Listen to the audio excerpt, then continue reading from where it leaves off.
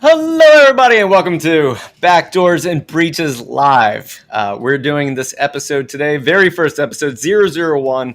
If you were like, didn't you do this during the pandemic? Shh, we don't talk about that time. All right, so it's a new generation of Backdoors and Breaches players, and we're like, let's go ahead and do this. So today we're calling this what's called a pilot episode, where we don't know what we don't know yet. And so we're going to do this game. We're going to play live, and then we're going to figure out what do we need to fix for next time? Like right before we went live, we remembered there's a Backdoors and Breaches song, and we forgot it, and it's fantastic, and it's like Backdoors and Breaches, and it's great. And so we're gonna get that added for next time. But hello and welcome to today's session. We're just gonna jump right into it. And so if you're watching live, thank you so much for being here. We have players we'll introduce as soon as they reveal their first card. You don't even get to know who they are until they've accomplished something today. And so I'm going to give them their scenario. They don't know what this is. I did not practice ahead of time.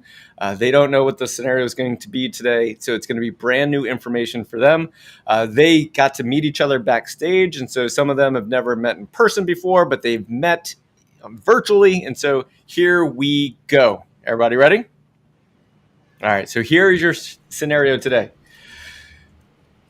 Jonathan has been on the road for the last couple of weeks. He's a traveling salesperson. So Jonathan's a traveling salesperson. He's been on the road for the last couple of weeks, and he's back at the headquarters. Jonathan stops by what's called the help desk, where help desk people work. And Jonathan's like, hey, just want to let you know, my computer's been running real slow while I've been on the road, and now I'm just trying to see if you can get it fixed for me. I'm going to be here at the headquarters for the next day or 2 days, but if you get this up and running for me, that would be great.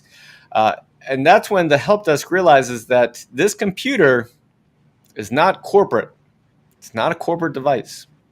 And so Jonathan's been using his own personal device for the last couple of weeks on the road because Jonathan believes it makes him a better employee by using his own personal device. And so that is what you have to go on. He believes his computer, he clicks an app, it takes forever to load, all kinds of stuff. It's just not working the way it's supposed to be. And so the issue that he has is, can you see if you can fix my computer? But the help desk doesn't want to touch it. And so they've sent it over to you, the security team, to see if you can figure out if this thing has been compromised or if there's a problem with it. And if so, what is the initial compromise? How did the attackers pivot and escalate? What are they using for command and control and exfiltration of data? And how are they maintaining persistence? So with that scenario, how would you like to proceed?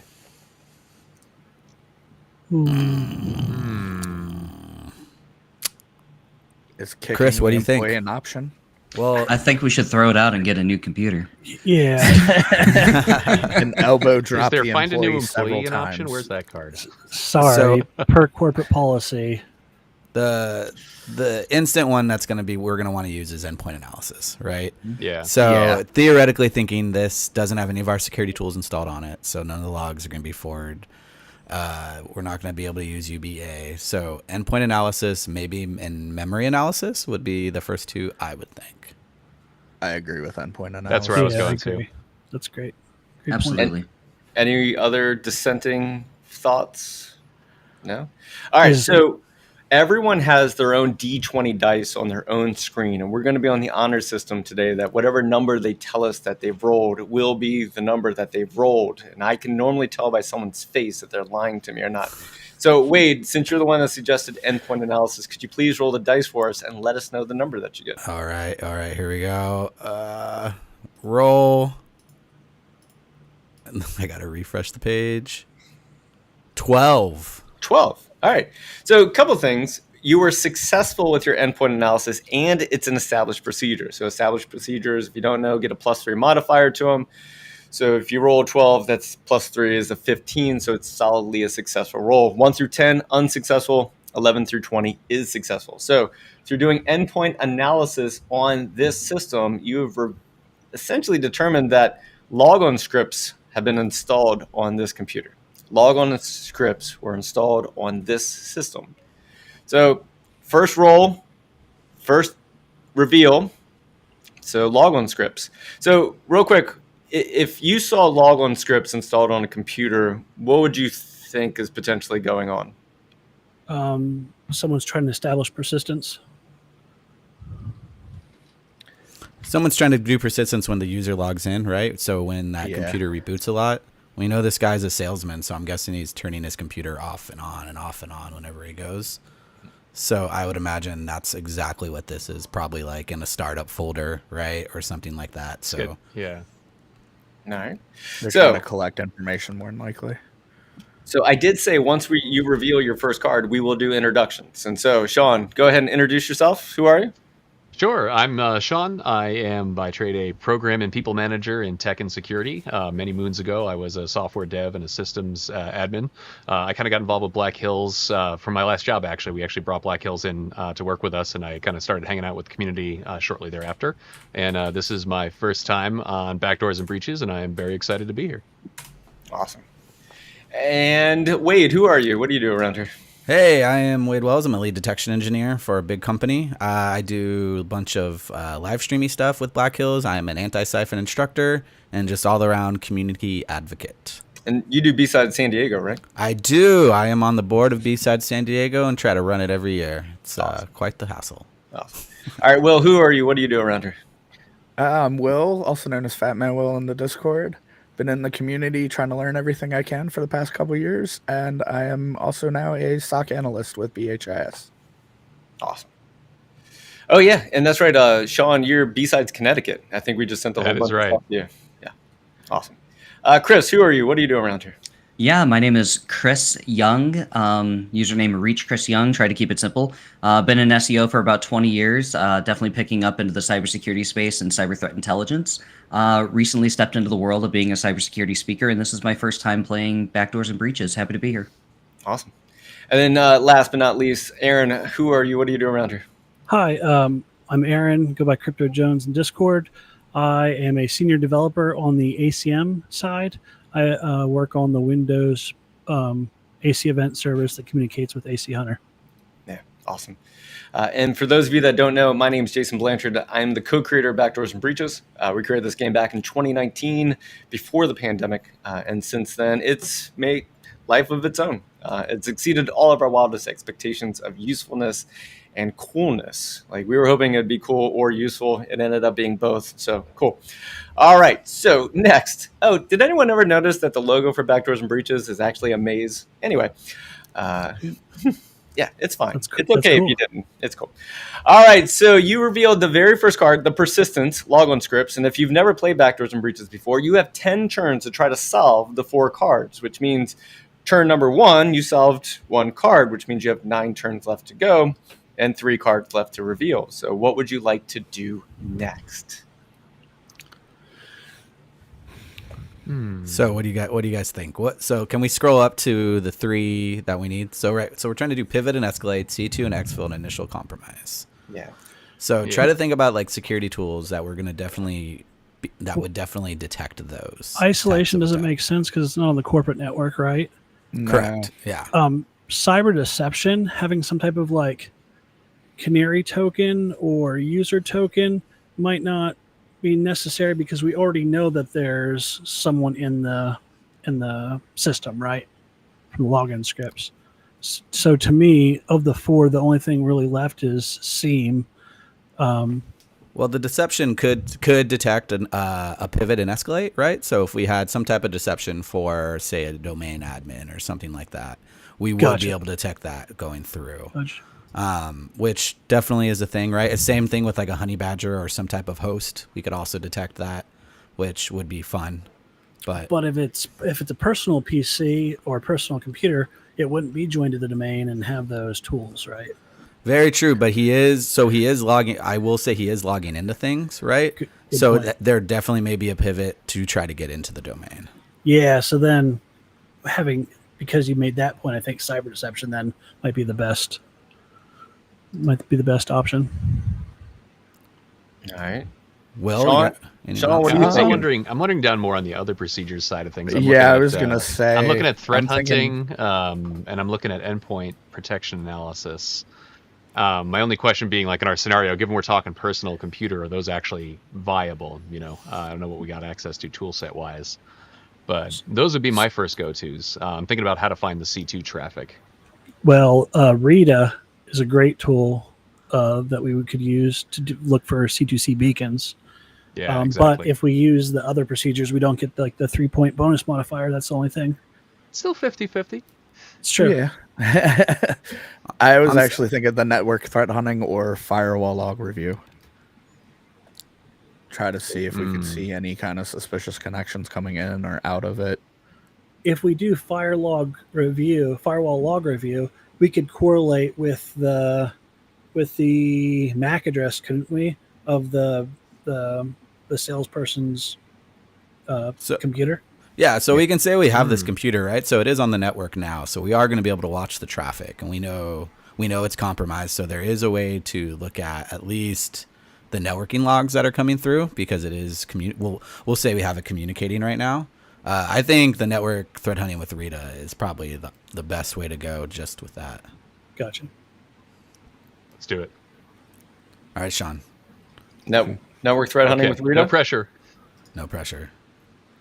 All right, Roll well, says 18. Wow. 18. Wow. All right. Yeah, very nice. Crushing it. It's something I didn't talk about before, is that there's a 3-turn cool-off period in Backdoors and Breaches, which is why I moved the 3, the 2, and eventually the 1. Oh. So that that makes way sense. You can't keep doing the same thing over and over again, because that's not real. So network threat hunting, taking a look at it, you are able to determine that this device is exploited. So this is the initial compromise. This device is the exploited device, which is causing, potentially they pass through that device into your network, but this is the initial point of compromise. It's nothing else that compromised the system. This system was compromised, which is now potentially compromising the rest of your organization. So you have revealed the initial compromise card. Bring it on. So 2 turns, 2 cards revealed. Well done. Let's see if you can figure out the pivot and escalate and the C2 and exfil. All right, guys, I'm gonna let you guys handle this. I'm gonna UEBA, possibly. User and entity behavior analysis. So What was why- that? That's where I was. why looking for. UEBA? Just to see like his normal activity on that laptop, so we can see if there's any kind of variation in that. Well, see if anything news popped up. salespeople don't actually do anything, so would there even be any patterns? The shots fired. Can we get UABA on his phone? Maybe that would probably be the better of the two, right? Man, To all of our salespeople watching today, we love you and thank you so much for your support. we know you do things.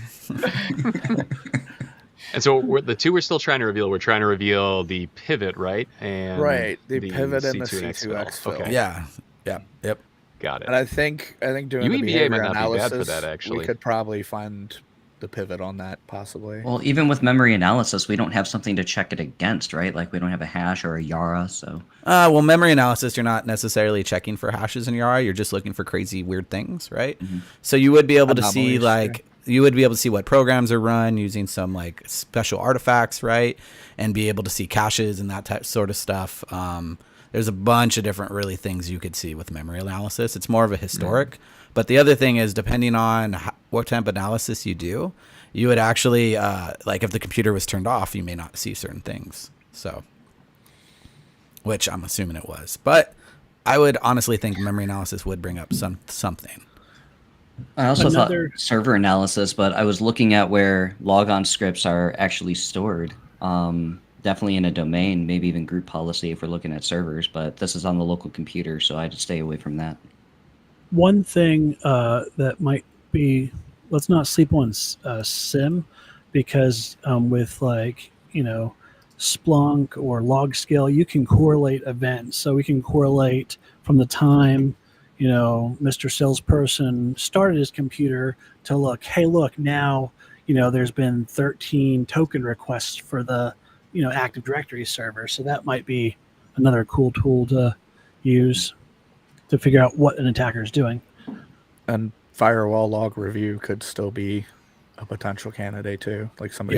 You're just reading the chat. All right, we know. Yeah, I just mentioned I that. was You just didn't give gonna me come time to to get that. it out my mouth, sir. Jeez. Roswell just calling But, us out, hey, talking we're not using hey. firewall stuff. You know what though? You're there gonna we you're gonna go. mention that I did mention firewall as the last you turn's did. one. Yeah, So yeah, haha. So I will admit, my first thought was like, Rita should have caught the C2, right? So that was like, like, okay, it didn't catch the C2. Maybe it's in some Well, other weird format. it So I kinda think could, firewall would catch C2, but Well, once they have the C2, then they would want to pivot, right? Or would they do? Not Or would, necessarily. no, No. it doesn't always follow the freaking cyber Fair kill enough. chain line, Yeah, it right? doesn't But usually It's not always linear. Yeah. Gotcha. usually persistence is the first thing. Well, you establish command and control, then you either maintain persistence in some. This particular also way. isn't an But- episode of Friends. You don't get to tell us to pivot. Pivot. No. Wow. All right. All so right, we got to pick okay. something, Yeah, guys. we I gotta don't pick know. some- Should we go let's firewall? go. We can go firewall. Do we want to do firewall or yeah, let's do UBA? firewall. Okay. We'll roll. All right, Will, go ahead and roll the dice for firewall. I hope Who's you going to miss be our it. first fail? Deb's fail. a little bit suspicious of our rolls. Oh. She doesn't believe. 13. 13. Ah. 13. All right, so through the firewall log review, you're able to determine that within your organization, there are currently 8 systems all sending traffic to the same G Drive account. G golly wally. G Drive. 8 systems Woohoo. all sending traffic to the same G Drive account. 3 turns, 3 rolls, 3 cards. Man, we are sinking it. This hour-long crushing it. webcast is not going to last an hour at this All I point. know is the podcast is going to be like 27 minutes, and people are like, that was great. And then the next one's like, so it's an hour. The next one they fail and it goes for the whole hour. Yeah, that's probably what's going to happen. Basically, It's like that. all threes. All right, so you still have to figure out if you have these internal systems all beaconing out or essentially Right. sending How- data out how to the did it same G happen? Drive account. Yeah. So We then need to find the pivot. Seam would be a good way to correlate. You know, we have fire logs. We know like X happened at Y. So using Seam to correlate those timestamps with other activities might be a good way to go. You know what a great way to pivot is if like a person's browser isn't updated, right? Like usually you can exploit the browser and then escalate to sysadmin. I don't know why I would say that, but I'll let you guys like look around and figure that out. Wade's a plant, guys. Wade is a plant. Come on, somebody with a mustache like that could never lie to you. No, he's talking about cyber killed Shane. I kind of feel like you aren't like a secret squirrel kind of guy, are you? No, oh no, I am definitely like tinfoil hat wearing. I take it off and put it on when I see fit. You know, like I need to. Look Every at that now and then, a comb over. conversation needs spice in That it. That's comb over is exactly- trustworthy. That's exactly what a Fed would say. Just so you know. I'm going to recap the scenario real quick. Okay. So the scenario Yeah, is Jonathan, the salesperson, was on the road for the last couple of weeks, came into headquarters and asked the help desk to help fix his computer when the help desk realized it wasn't a corporate system. It was its own personal device. And then from there, the help desk was like, I don't want to touch this. We're going to give it over to the security team, which is who has it now, which is the team that's playing. And originally they found that logon scripts were installed. And then when they dug in a little bit deeper, they realized that this device was compromised due to network threat hunting. And they were able to determine through firewall logs that they have internal systems that are all sending data out to the same G Drive account. And so that's where we are. We're trying to figure out, well, how did it get from this one compromised system that Jonathan brought in to potentially throughout the rest of the organization, where other endpoints are now sending the data out to the same G Drive account? So, what would you like to do next? Yeah, I think Seam is the best choice. What do you guys think? I agree. I'd go with that. Yes, Yeah. All right. Who's going to roll for Sim? I can roll. I can roll. Who's rolling? I am Chris. All right, Chris, you're going to go ahead and roll. This is 11. an established procedure. You get a +3. You got an 11? I got an 11. Okay. These are shady rolls. All right. Shortest live stream ever. No, I will let you know right now. The sim was successful, but it is not picking up whatever the pivot and escalate was. So just because Oh. you had a successful attempt with a procedure does not mean it reveals the attack card if it is not listed as a detection on that attack card. So whatever the attacker is doing is not detectable through the sim and we'll talk about that at the end. I feel like you're making stuff up, Jason. That's not fair. I'm gonna tell you, at all the sims I've looked up, there's plenty of times where it just didn't work. Were you using log scale? No, It's I'm a not just the Splunk man. tool; it's what you got in it too. And Timmy says roles should be okay. done in Discord chat. So Wait, we'll are look at you that. saying you actually have to send logs to the seam to be able to read the logs? That's crazy talk. What? Then you have to parse them? What kind of craziness is this? Just a string search. All right. So Thoughts on endpoint security protection analysis? think about user. Mike, I'm leaning towards UEBA. Yeah. Right? Because we UABA want to again? see what Okay. the users are doing weird things. Which, for the right? record, Will suggested like 10 minutes ago. So Yeah, but it's If we okay. had- He didn't. if we had It's not listened to about him, who's Yeah, right and he- wrong. he- yeah, fair enough. He Except circles when back it to is. me all the time. Chris, Trust Chris, the guy what do with you? the backwards hacker shirt on. Oh yeah, Chris, what do you think? Where you go? Where are you leaning? I towards want right to now? see what his behavior's been for sure. Yeah. Do you think it's just him? Like, I'm not even thinking about him. We already know like 8 I'm thinking people are other people, compromised, but- right? Yeah, we're Sure. thinking that maybe we can follow the trail backwards with some Would- crumbs. Would UEBA be Right. able to identify like every G drive connection on the network, or It should be able to discover like what users are doing weird things. That's if like UEBA ever works, to tell you the truth. It's kind of a snake oil I mean, with sometimes. us now, But I think look through okay. the Is that what we're UABA gonna go for all with? 8 of them. I like it. Let's go with All that. right. Let's do it. Who's rolling the dice for UBA? I will. All right, Aaron, go ahead and roll the dice. All right. Oh my gosh! I swear I can share my screen if you guys don't believe me, but it's 18. Ah. I mean, if it's 18, it's 18. It's whatever the dice say. So I'm moving this over here, I'm moving this over here.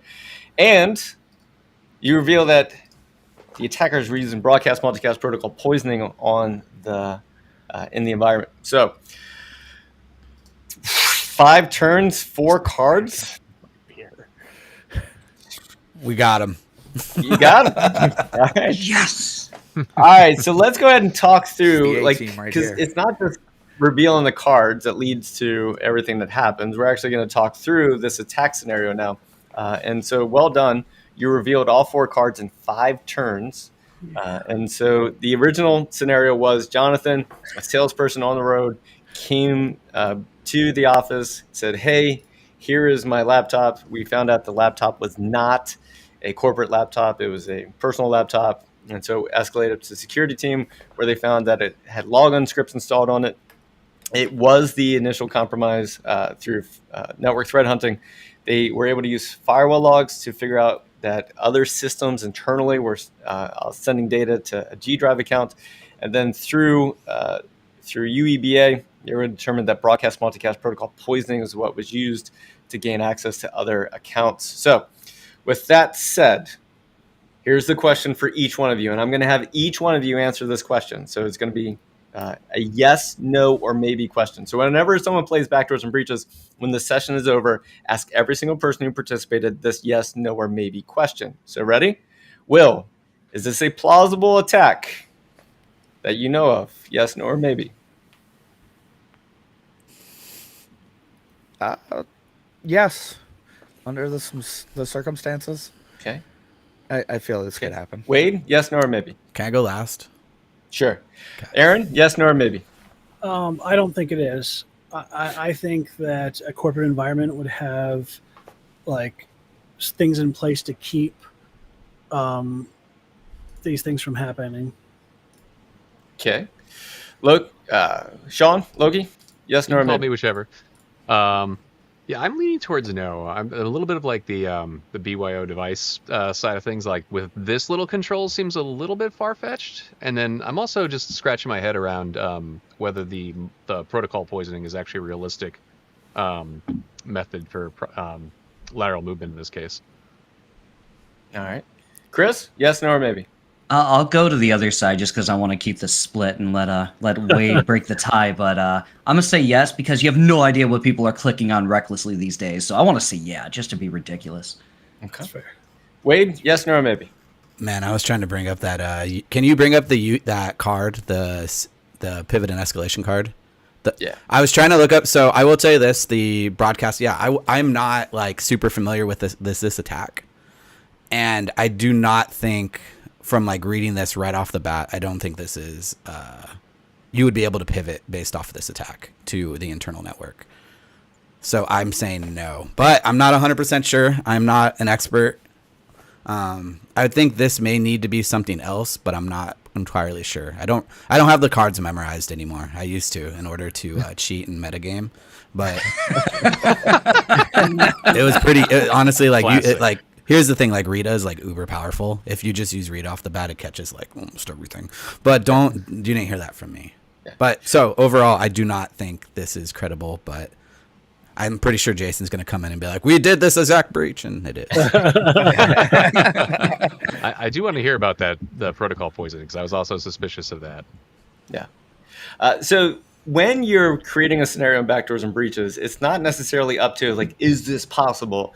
It's the discussion that takes place afterwards. And so like, is this possible where we work? Like, that's the question to ask yourself. Like, is it possible where we work? All right. So I didn't want to ask you if this was possible where you work, because I didn't want you to like give up any of the, secret things that you might have. But when you're playing internally with your own team, you ask yourself the question, is it possible where we work? And so for the audience and the people watching live right now, feel free to throw into the chat if you think this is possible where you work.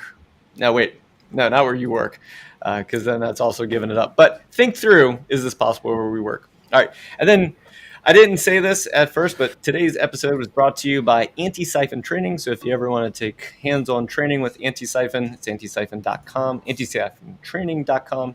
And so you can take training with us to learn any of the things here that we're like, I don't know what some of these things were. Well, potentially could happen through training at Anti-Siphon. All right. So here's how you wrap up a Backdoors and Breaches session. You ask every single person who participated, including spectators, what was your one takeaway from today's session? So I'm going to ask each and every one of you, what was your one takeaway from today's session? So Sean, what was your one takeaway today? Biggest thing is both how to play Backdoors and Breaches and how useful this could be as an alternative to traditional tabletops, which I've done before. And so this just is like a great way to mix that up. Oh, thanks, Sean. Chris, what was your one takeaway today? I need to take more anti-siphon training classes. I'm surrounded by ninjas, and I just want to get up to their level. No, this was really insightful, informative, not only for my personal knowledge, but also just to see how other people think through challenges as well. Yeah. Aaron, what was your one takeaway today? To be honest, I had never heard of multicast poisoning, so I'm going to have to go do some Google Foo and read up on it. All right. Will, what was your one takeaway? Mine is actually the same as Aaron's. I didn't know about multicast poisoning, so that gives me something to go look up now. One of my favorite things about LLMNR is that if you Google search LLMNR, Wikipedia comes up first, then Black Hills. Like, that is how synonymous we are with LLMNR. We're like, just turn it off. And what we've learned over time is that most organizations turn it off in the gold image that they have for all users, but the sysadmins and the admins do not turn it off for themselves because they want to have everything and then do it themselves, which is how we generally compromise a ton of organizations because they forget to turn it off for themselves, and so that we gain access to their accounts. Wade, what is your one takeaway today? Yeah, echoing everyone else, right? I know a little bit about LLMNR, but I kind of wanted to understand what everyone else thought about it too. That's why I wanted to go last. So definitely cheated there.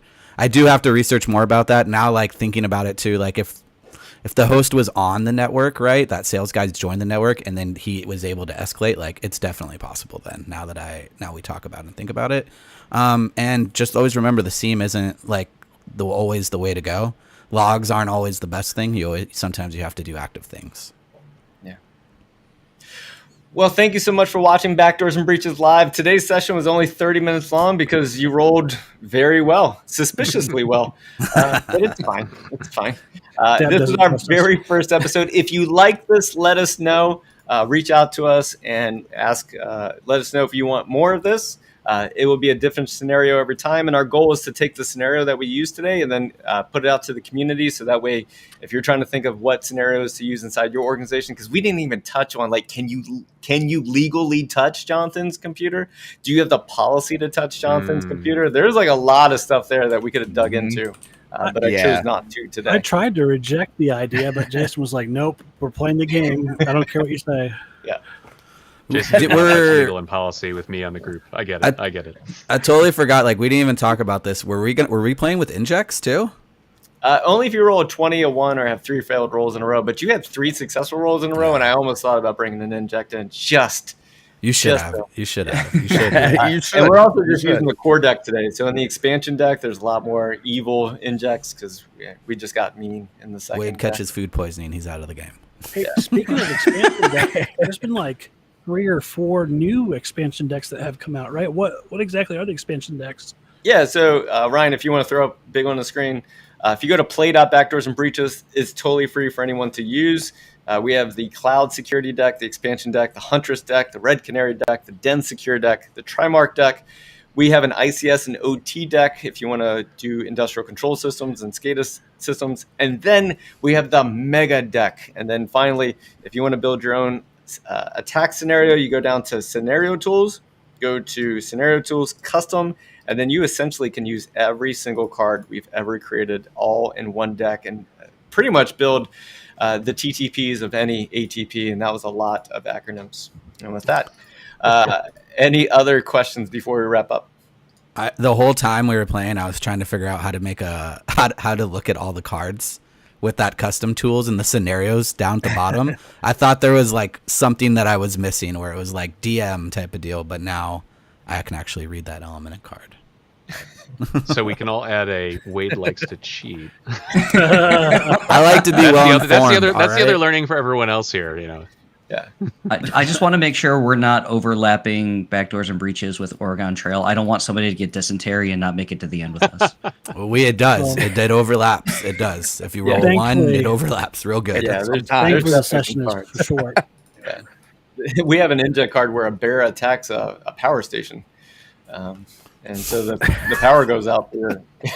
Cheer. Bear versus Power Station. I Yeah. like it.